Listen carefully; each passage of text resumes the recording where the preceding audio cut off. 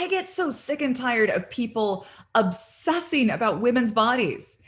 It seems like you can't even glance at a health site without being bombarded by all of this unwanted diet and weight loss advice. Because, of course, healthy people are skinny people, right? Like you can't be skinny unless you have some six-pack abs. Where do they make up this stuff? It's yet another example of making the standards so impossible for women that no matter what you do, you'll always feel inadequate. Now, I've had several awesome and inspiring guests on my show talking about body positivity and freeing yourself from that pressure to define your worth by your body type. And I will put up some links to those. They're really good. Check them out. But what I wanted to talk about today is something more personal. It's about how pleasure came to define the way I eat and what I discovered about the role of pleasure in nourishing your body to look and feel great. Hi, I'm Amy Waterman. I am the host of YourBrilliance.com and the author of The Pleasure Principle. And in this video, I'm going to be sharing with you some of the surprising science between pleasure and healthy eating.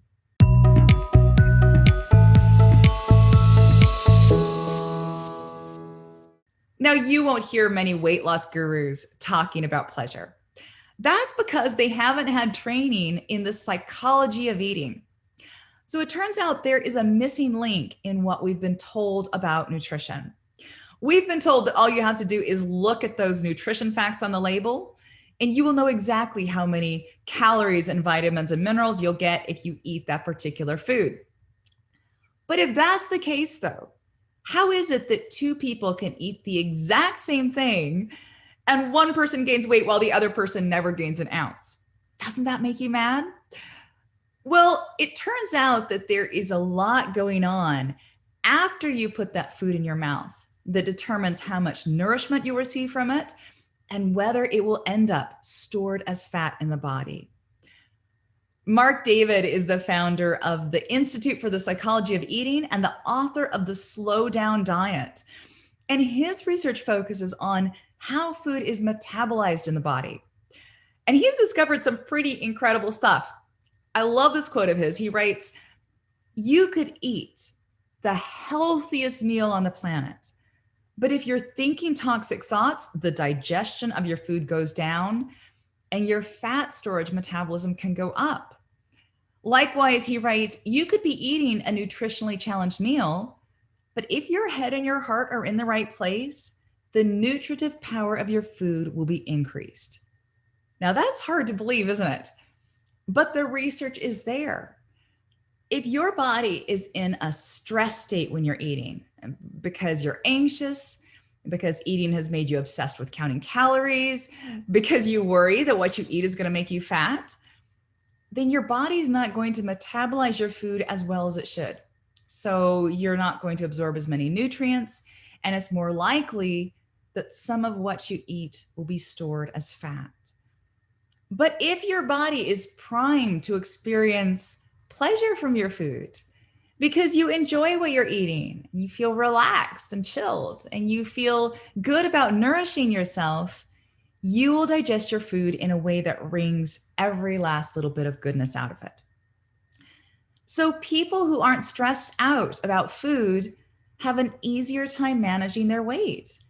And people who are stressed, about calories and about how everything they eat ends up on their hips, make it so much harder for themselves. And maybe you've seen this in your own life. You have a friend who never worries about her weight and eats what she wants and enjoys her food, and her weight never changes. Whereas maybe you feel guilty every time you eat something you shouldn't, and you're always on that next new diet. And food is this huge source of stress in your life. And no matter what you do, those numbers on the scale goes up. Now, what you eat matters. Of course it matters. But as Mark David writes, he writes, what you eat is only half the equation of good nutrition. How you eat is the other half. Now, many years before I discovered that research, I had already figured out this principle for myself completely by accident. So all of my life, I have struggled with my weight.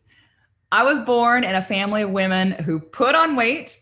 They try to eat less, but there's no point in dieting because that weight is not going to budge. It's like our body type is in our genes. And I fought that genetic destiny all through my teens and 20s because I knew that I didn't want to end up like everyone else.